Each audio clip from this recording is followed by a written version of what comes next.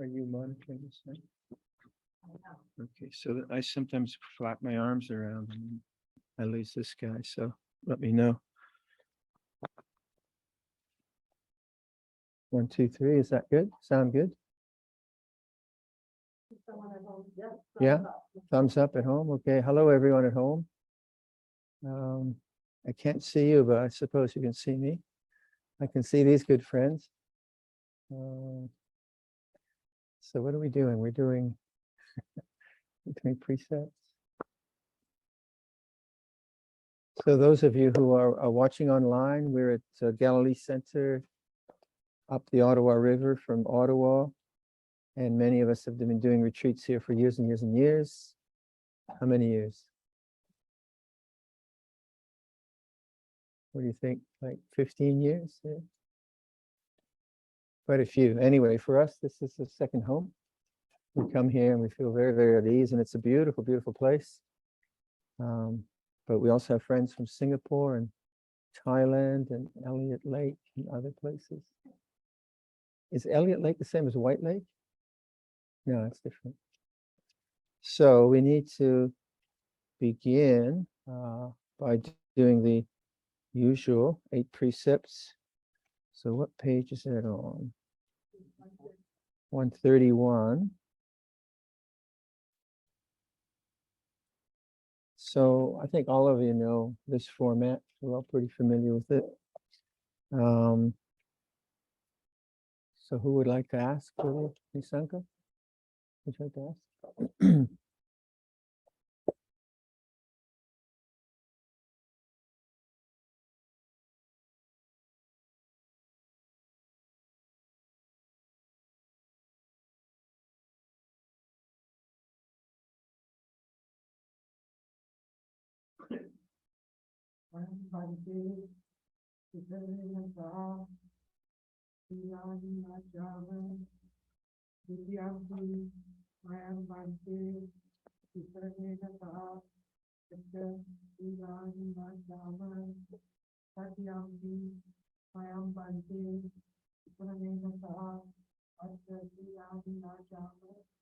Page 133, everyone. Namo tassa bhagavato arahato samma sambuddhassa. Namo tassa bhagavato arahato samma sambuddhassa. Namo tassa bhagavato arahato samma sambuddhassa.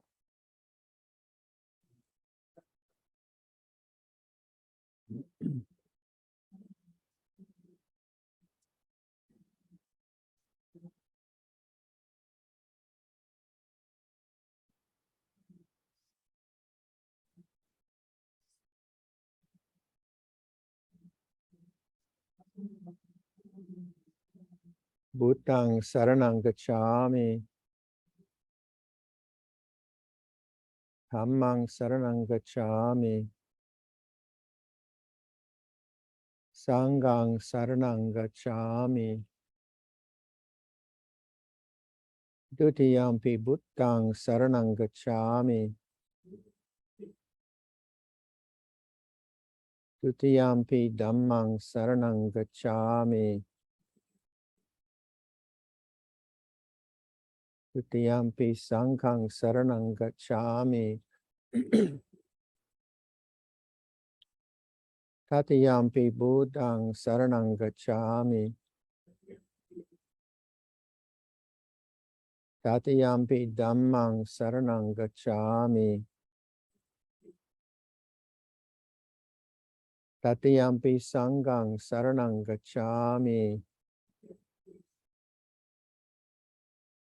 Isaranagamanaṃ nikitaṃ. So 134, the middle there. We'll do Pali first and then English. I think because some people are not so good with the Pali, I'll do the Pali maybe word by word, just to make it easier, and then the English in one sentence. So please, Panatipata Veramani Sikkhapadang Samatiyami. I undertake the precept to refrain from taking the life of any living creature.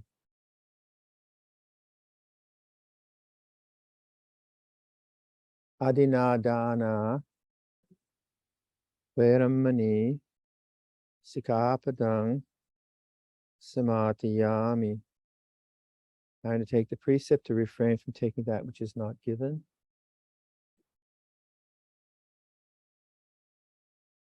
Abharamacharya Veramani Sikkhapadang Samatiyami. I undertake the precept to refrain from any intentional sexual activity.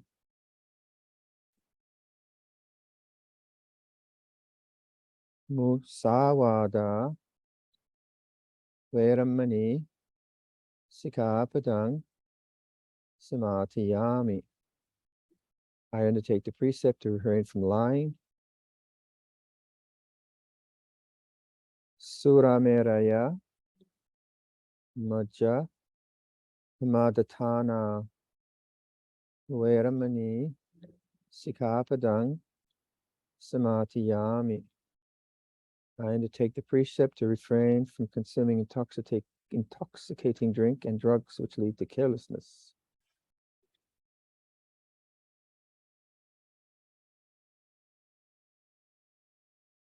Vikala Bhojana Veramani Sikkhapadang Samatiyami. I undertake the precept to refrain from eating at inappropriate times.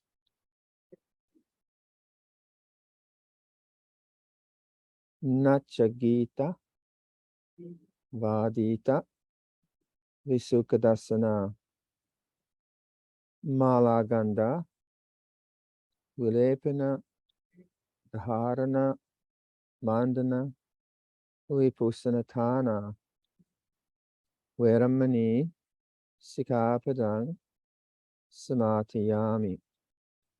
I undertake the precept to refrain from entertainment, beautification, and adornment.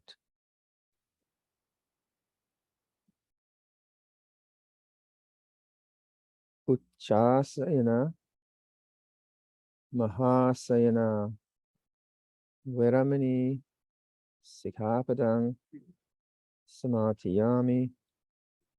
I undertake the precept to refrain from lying on a high or luxurious sleeping place.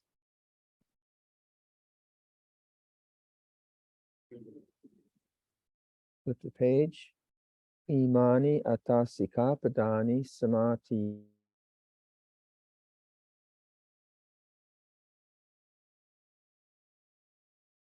Three times.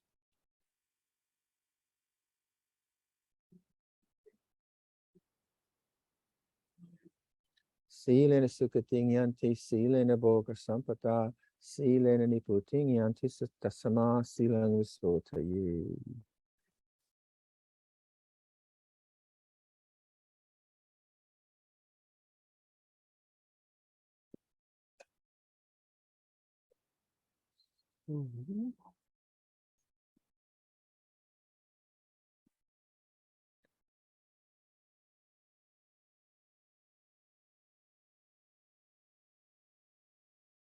So for the friends online, if I lose this mic and the sound goes, please give us a signal so Jane can tell me.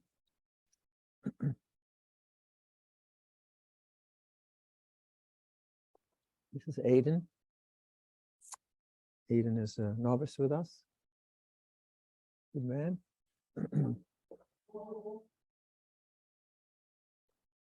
This is Joey from Thailand.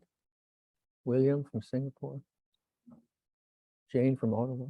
And so on and so forth. It's very nice to be here. Very nice indeed.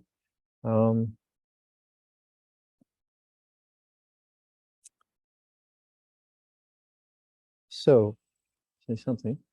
The way of Theravada Buddhism is to talk in two ways about teaching. One is the way of the personal, and one is the way of phenomenology, maybe. So the personal is, the language of the personal is, I take the precept to refrain from harming living beings, and take the precept from lying, and take the precept, I'm the owner of my karma, heir to my karma, born in my karma, whatever karma I shall do, for good or for ill, of that I will be the heir. I am of the nature to age. I have not gone beyond aging. I am the nature to die. I have not gone beyond die. So it's personal.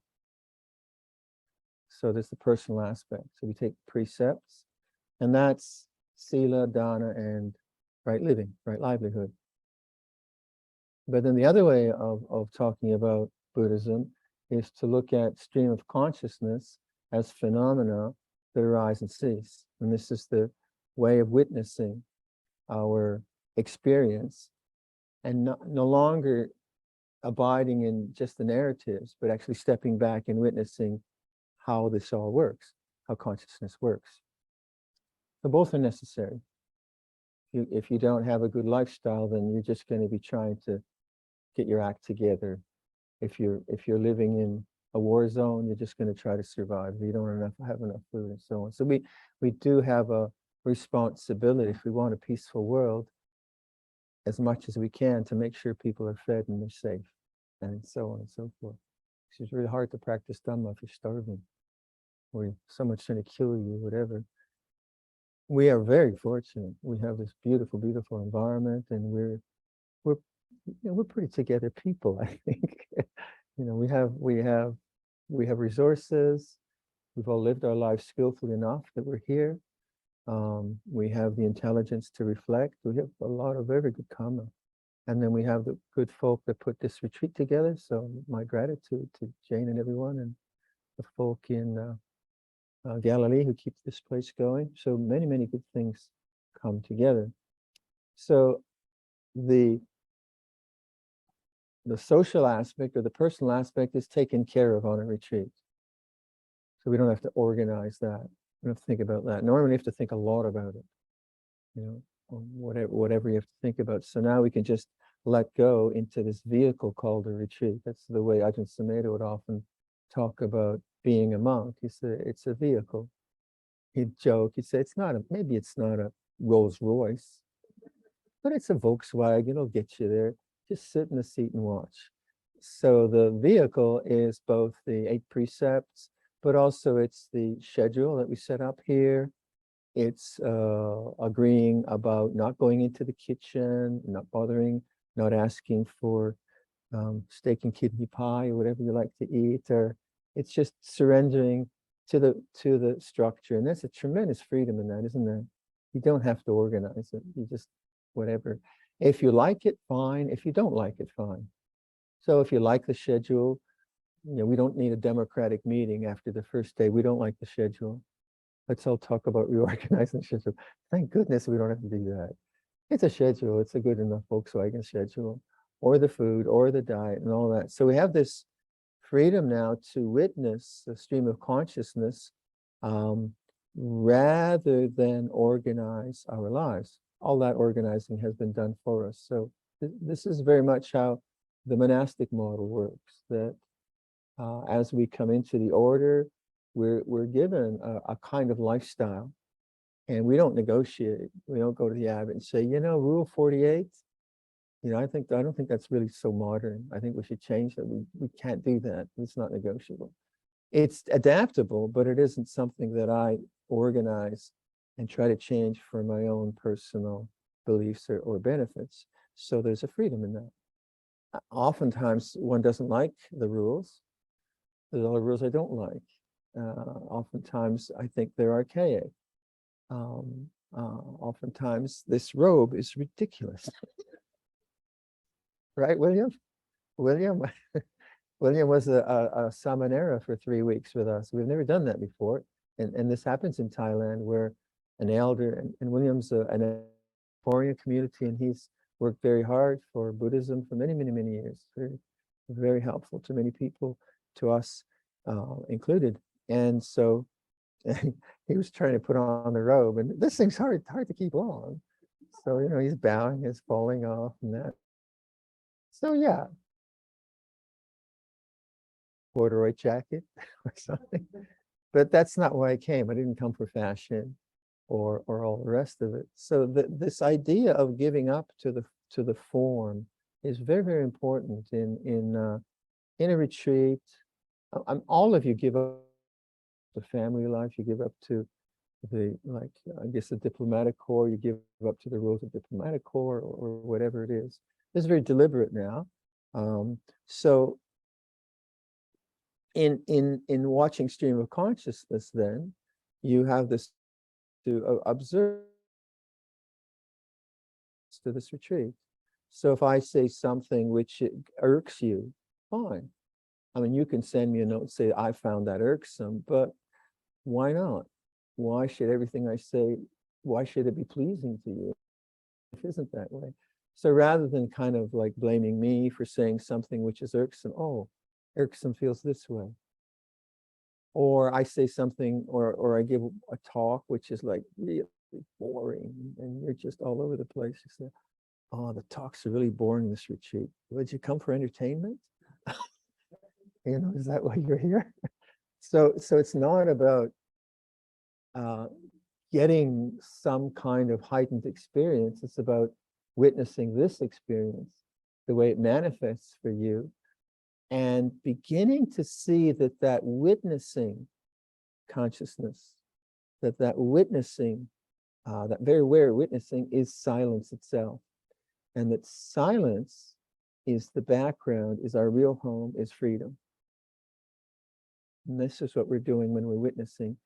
We're not choosing and preferring. So the analogy which I've been using the last few talks with Beta in Singapore is the foreground and background analogy. So the foreground is all experience. What you're thinking, what you're planning, whether you choose lettuce or cucumbers, the whole thing. The thoughts going through your mind, the emotions coming and going, that's the foreground. And the foreground is what we witness. We witness how we wake up in the morning, think, oh, I'm too tired to meditate, or the meditation is going really well, my knees are hurting me, or we witness how happy we are with the pine trees, or we witness how sleepy we are after the lunch. And so all these different experiences are the foreground. And the foreground has to be taken care of. You have to live your life well, but we're doing that already. So we don't need to organize the foreground. We need to take refuge in the witnessing. Now, when you take refuge in witnessing, or you abide as witness, you begin to touch the silence of the mind. And as you touch the silence of the mind, you touch the background. So there are, and I've been pondering this in the last few talks as well, that there are, I heard this from, I forget who I heard it from, but it was quite a good way of thinking about it, that silence comes in three ways. One is circumstantial. So I go out to the forest, to this beautiful, beautiful pine forest, big pine trees, lovely, and it's very silent. Or I go and look out on the Ottawa River, and that, you know, they got rid of the chairs. What happened? Where we used to always just sit in the chairs. Maybe look, because that's one of the best meditations here, isn't it? Where you just sit in the chair and look over. Anyway, you look across the river, and there's that grand expanse, and there's silence. That's circumstantial, that's situational, but it's helpful because it points to the silence in your own heart. There's the silence between thoughts. That's more difficult to notice, and that you try to train in meditation is to notice the silence of no thought or between thoughts. Now, training in that is not getting rid of thought. Getting rid of thought is a problem if you try to get rid of thought, because then you're in aversion. You're not peaceful. But there is a silence between thoughts. There is a silence after thoughts. There is a silence all the time. And the silence between thoughts, when you begin to inquire about that, not just try to get it as an experience, as some kind of meditative experience. You actually inquire into the silence of the mind. That takes you into the deepest silence, which is your real home. I've been thinking about home a lot in my own meditation, and how appropriate that feels. Like we come here, right? And oh, Ian, how are you? And that lovely feeling of being with like-minded people and in a place which is secure and safe, is that something in our hearts? It's not just Galilee, obviously, but there is something in our hearts. We call it liberation, enlightenment, nirvana, the island, the refuge, the unconditioned. We have all this kind of language. So I've been using background a lot. So background and foreground is quite a simple way to contemplate that. And when you are in the foreground, and much of what happens on a retreat are the compelling thoughts and obsessions of thought that drag you into the narratives of your life and into the foreground. Much of meditation is trying to awaken to that, not get rid of it, and see that the background is always there. Presence is never absent. That's the line I was using last year. Now, right here, we're sitting here. What is the most obvious thing right now? Well, I feel cool. Yeah, that's very obvious. It's a lovely coolness from the. But what's behind that? Well, one way is say presence. Now, presence is something you can find, right? You can't find, like, presence isn't cool. Presence knows coolness. I can feel my hand on my knee. The presence isn't the hand on my knee. Presence knows. Presence is the space of consciousness. Presence is knowing. And that's always there. Right? Even when you think you've lost the plot in meditation, presence is always there. And that's what you turn to from silence. In silence, you turn to the presence of being rather than becoming. Now, desire is always becoming. And we need desire. If you're hungry, you need desire to eat. If your ankles are hurting you, you need to change the posture. If you're sleeping, you need to go to sleep. So there's nothing wrong with desire. But desire is always about the foreground. And it's necessary, but also it's very, very much it's very much the problem in some sense in Buddhism, because we talk about suffering and the end of suffering. And so desire is always trying to recreate the foreground into some kind of way that's satisfaction. You never get it quite right. Okay? So without trying to get rid of or judging desire, I would suggest the other way to go is to just notice the background. What is the background? And that you'll notice by listening. Like right now, if you just listen,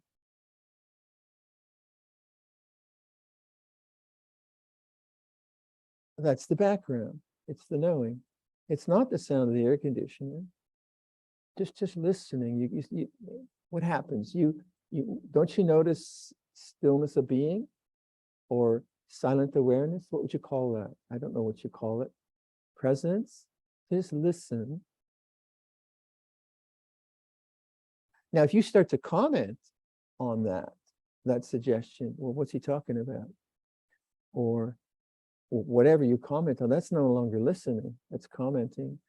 So one of the things I would ask you on this retreat is to give up thinking.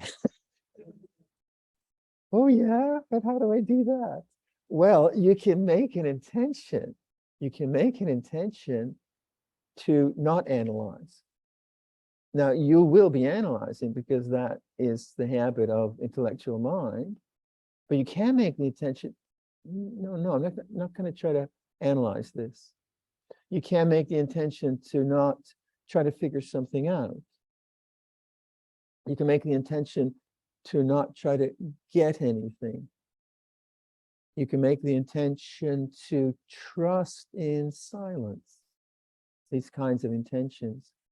And the way one begins to move towards silence, I would say, is by no longer trusting in thought. But that's not saying you get rid of thought. And that's, I think, where a lot of meditators make a mistake. They meditating on anapanasati or whatever they're doing, and they notice thought, and then they go back to the anapanasati with a desire to get rid of thought. And that's doesn't really work. It holds thought in abeyance for a while, but then it pops up again. Whereas awakening to the fact that there's thinking gives you the silence after thought, gives you the silence between thoughts. And that's what I would suggest is very fruitful if you can trust in that. So that's the kind of ideas I think I'll be trying to promote or sell or encourage or whatever. So it's not, all of us, I know you fairly well, and I'm sure we've all read too much, correct? I mean, how many books have we read? So do we really need any more information? Well, yeah, there is that one book on the shelf, but maybe. So it's not about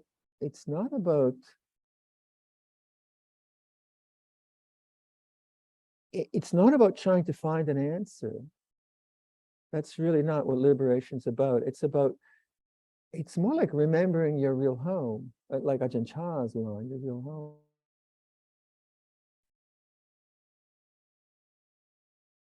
Exercise is like listening.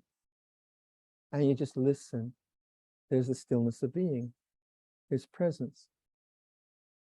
One of the most helpful insights I've had around thought, because certainly I've spent many years trying to get rid of thought. Well, the first question I asked Ajahn Chah, how can I just tell this thing to shut up? How can I get rid of thinking? And he said, you can't. Thought's natural. That was a disappointing answer. I thought he'd give me a secret way. And so for many years, I just kind of battled with thought, and then I do like strong samatha and so on. And yeah, the thought would be in it, then it would come up again. So, but then once in my meditation, I asked that question, is presence ever absent? And I started to ask that question in the midst of my meditation. And I used this method a lot for like samadhi. I translate that more as sustained silent inquiry. Silent inquiry, not intellectual inquiry. Sustained silent inquiry. So I would bring up this phrase, okay, so is presence ever absent? And then that really helped me to see that when thinking was there, that actually the presence was never absent, it was always there. And then the tendency to try to get rid of thought fell away. And then I could see thought as an object that comes and goes. And that's what we have in meditation. We just, we're always trying to get rid of our thinking. So in this retreat, realize that whatever activities you've been into the last month and year or week or yesterday, they're going to stimulate lots of thought. I mean, it has to be that way. There's nothing wrong with that. But can you notice the end of thought by just asking, like, what I suggest on this retreat to get to that silence is to use the word I. I is a very powerful word, and we're not supposed to use it in Theravada Buddhism, right? Because it's anatta. But when you just use the word, you're not taking a doctrinal position. I'm not saying there is a self or not. It's not that kind of thought. But when you take the word I, and you just say it, I. Where does that take you? You just do that now, I. To me, it takes me to an inwardness of silence. Not I am Viradhammo, or I'm fed up, or I'm great, or I'm old, or what am I going to do tomorrow? Not that. That's not what I'm referring to. I'm just referring to the very statement which takes you to the background. Interestingly enough, I. Now, I suggest that if you could sustain that kind of inquiry, no matter what's going on, that the background would become more prominent. Whatever, it doesn't really matter. Your knees hurt, you're having difficulty meditating, you feel inspired, you don't feel inspired. That's all the foreground. And we like the foreground to be comfortable and neat and so on. But the foreground is the way it is. It's good and bad, and different. But the background, what is the background? What is presence? And this kind of inquiry is very powerful. You know, when you have a technique and it doesn't have inquiry, then it's simply rote memory or like trying to control. We're not trying to control now. We're trying to just maybe understand that there's something, our real home is always here and now, but it's in the background, at the foreground. So first thing when you wake up will be probably some narrative of what happened yesterday or what you can do today. Right when you wake up, I come to the background. Try that. And then if you're meditating, not if, when you, I hope we get some meditation out of this. When you're meditating, right? And you find yourself thinking, don't worry about the thought. Just go back to the background. Because worrying about the thinking is always in the foreground. I'm thinking too much, I have to do something about the thinking. I'm thinking, that's just the foreground. Or I'm so emotional, I have to sort up more, oh, I should really forgive that person. Or, oh, I'm going to do this weaving. That's going to be my problem. I've got a nice piece of weaving on the loom now. So that's where my mind's going to go, oh, that color is going to go, I. So whether it's creative, whether it's self-critical, whether it's a fantasy, whether it's a worry, whether it's a resentment, I. Very simple, very simple. Now, in any tradition, like why I picked this word up a lot was because I was on the trip to Newfoundland. I was speaking with Luang a lot, which was great. And he said he did that for quite a long time, just used the word I. Now, he uses, it's like this. Take that phrase. When he says it's like this, it's not like, yeah, I agree, it's like this. The idea of that language is to stop your mind. It's like this. And then you have the silence. If you just say it's like this, well, of course it's like this. I mean, it doesn't take a Luang of 50 years to, but actually when you actually use that language and you stop the mind, it's like this. You're coming to the background. Someone else on the Zoom session was using just, it's delusion. But you have to go to the space after the thought. That's what's important. It's like this. And then where's the silence there? I. Notice the silence. Sri Ramana's, who am I, who's meditating, all of those, that kind of Zen kind of language, I suppose. Who? And it's not, you know, and there's the same silence. It's the same silence. And I think the nature of practice is the rigor of doing that. It's getting some kind of inspiration of, at least that's the way my practice works, is you get some inspiration of inquiry. Something about what someone says inspires you to inquire, and then you apply that silent, inquiring mind into the nature of things. And that's the difficulty, is sustaining that for longer periods of time. And a retreat is great because you get reminders, everyone else is doing it, and the foreground is taken care of. You just sit in the vehicle. So if you were to make a determination not to try to figure anything out, if you made a determination not to analyze, when analysis came up, you could say, I. Wouldn't have to get rid of the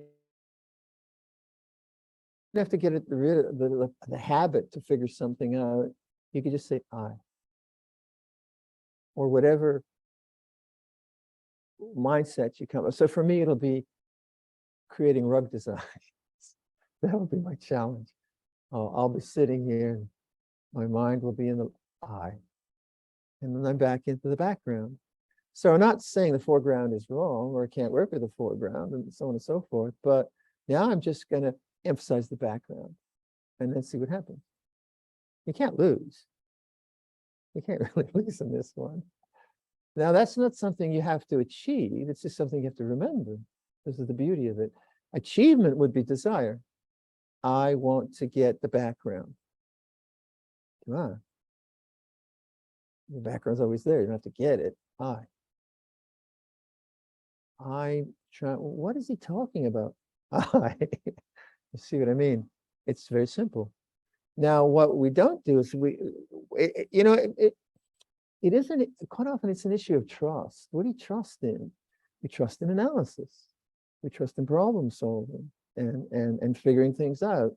We trust in all those intellectual structures that we've been given, which is fine, And then sometimes we go back to those intellectual structures and try to put those on top of our experience, which is fine too. But then we're always in thought, in analysis, and in the old, not in the new. Whereas this is like very direct, very direct. So you can only know how this might work is by doing it. And I mean, all of you have your own practices. So if this doesn't feel efficient or useful, that's fine. So I will encourage like anapanasati and metta bhavana and things like that. But the kind of heart of it is really the where is a real home? What is home? Like meditation to me seems like it's deeply relaxing. It goes right to the core of your being. You go right home. But if I'm always out and trying to sort something out or figure something out, I'm always out. I'm not the mind with the mind. I'm out into the objects of mind. It's not relaxing. Whereas this like deeply going in and you know, it's like it's deeply home felt, as it were. So the practices of the breath, I think the practices of love are very important. All the metta, karuna, mudita, upekkha, all those are very important because they're very relaxing states of mind. They're very open. You can do those for a long time. So those are some of the kinds of things I hope to talk about during the retreat, or at least practice. I think that's kind of all I really wanted to say. It's just the early morning. So tomorrow morning we start at 6, is it? Yeah. 6 o'clock. Yeah. Anything I've forgotten that I'm supposed to mention? Talk a little bit about the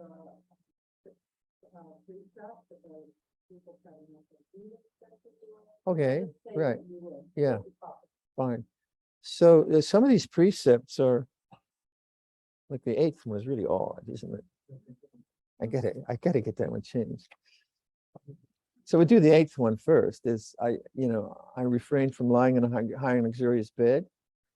What that points to is luxury, basically, and luxury always leads to laziness. So that's what it's pointing to. So in the time of the Buddha, I suppose the beds we have were high and luxurious, but basically don't spend the whole time sleeping. And in the monastery we have a joke: the 4th refuge on a bad day is the duvet. Just put it over your, oh, it's a bad day, I don't want this.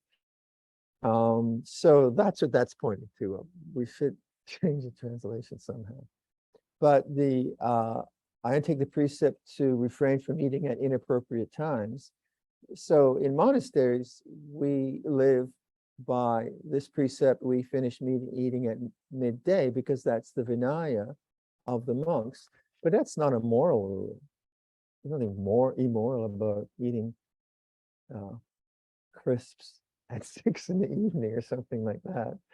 So some rules are moral. Killing is a moral issue, and some rules are simplification. That's all. So for those of you who are not with us here online, figure out a way where you get enough nutrition for the day, where you're not nibbling all day, where you like you eat once or twice or whatever.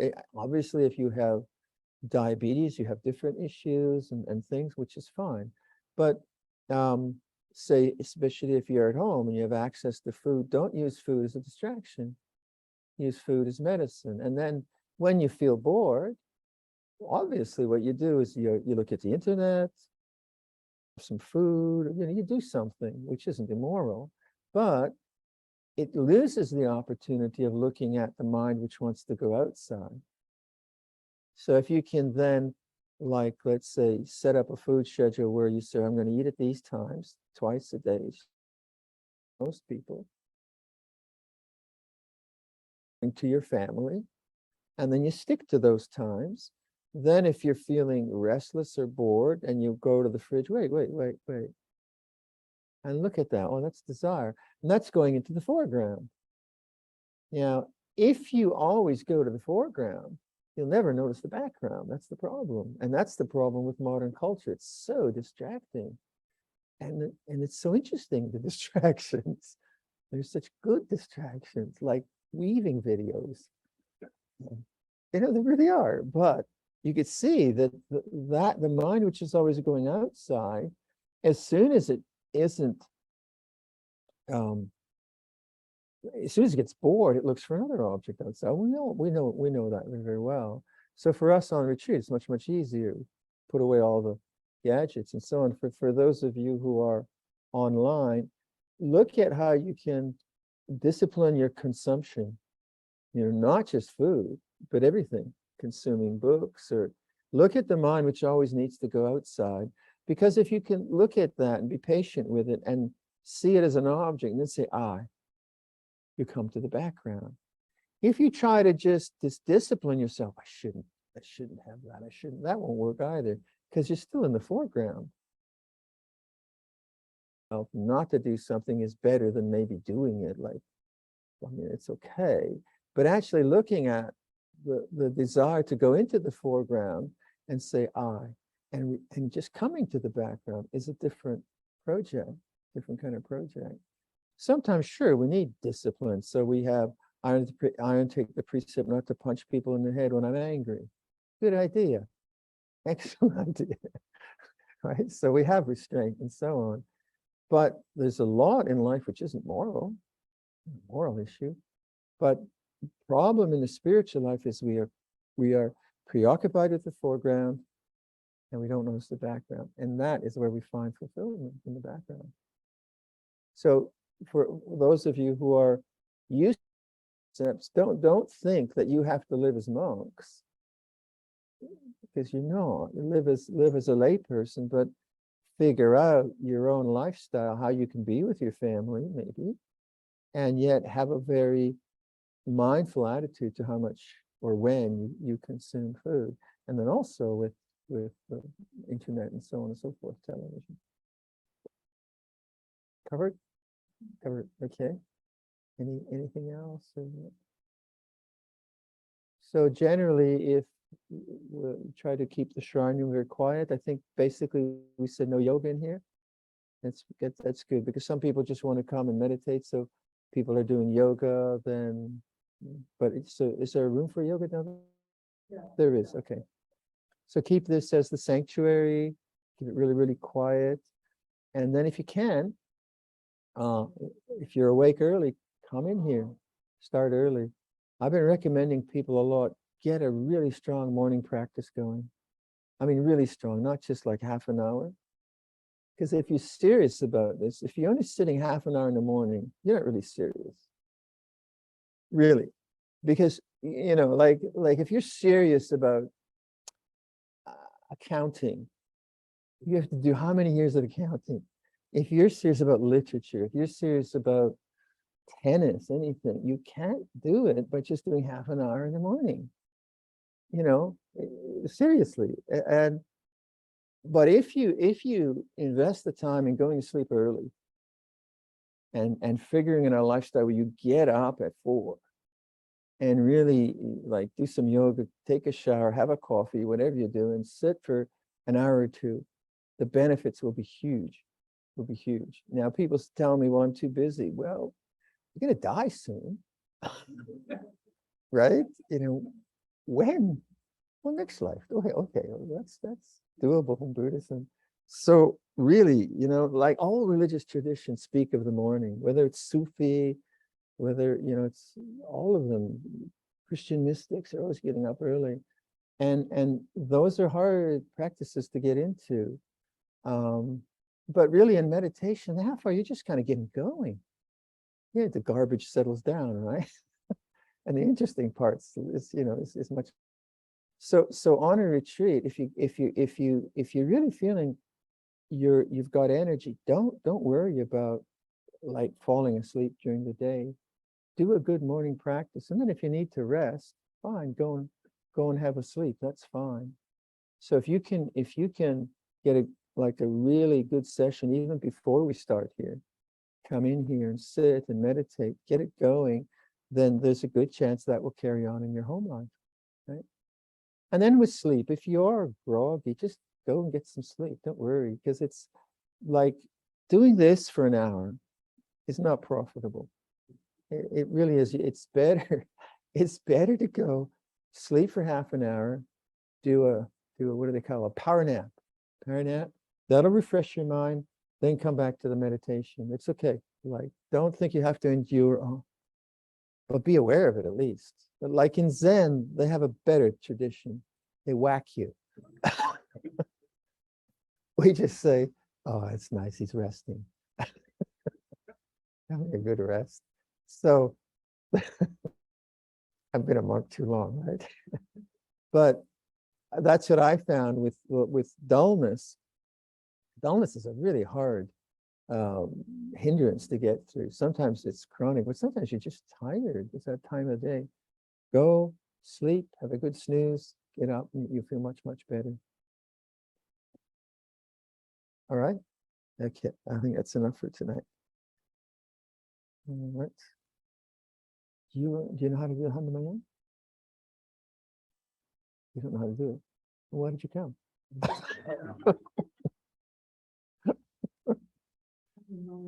There you go.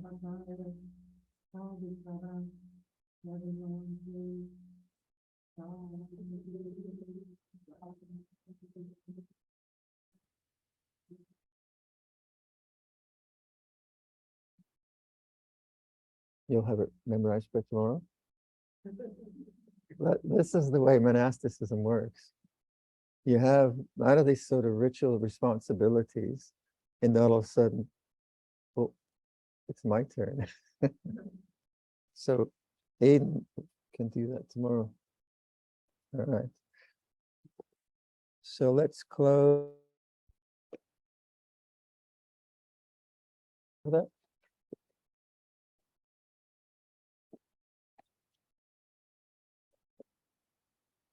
What page is it on? 36. We'll do the English. 37. This is what should be done by one who is skilled in goodness and who knows the path of peace. Let them be able and upright, straightforward and gentle in speech, humble and not conceited, contented and easily satisfied, unburdened with duties, and frugal in their ways, peaceful and calm and wise and skillful, not proud and demanding in nature.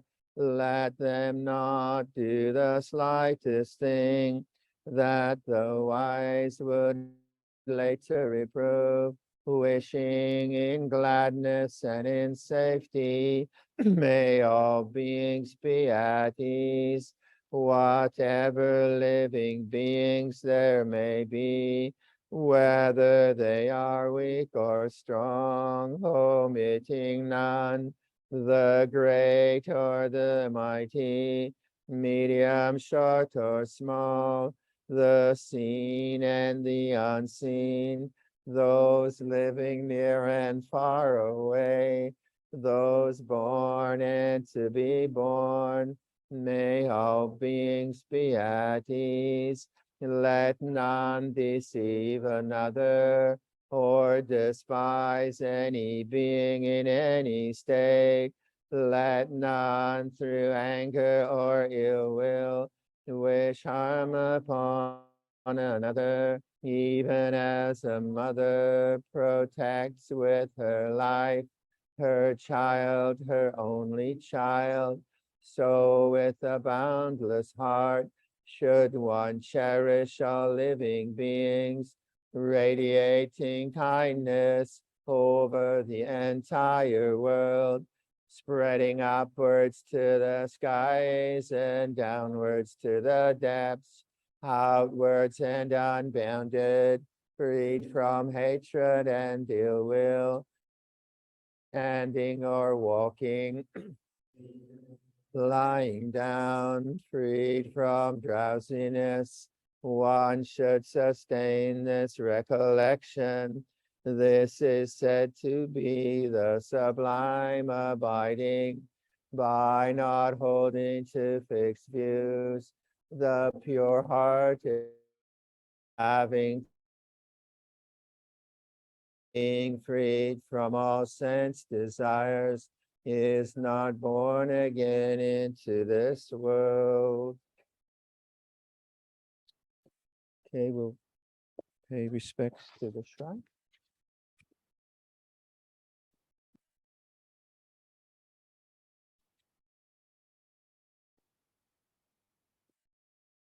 Is there an on-off on this?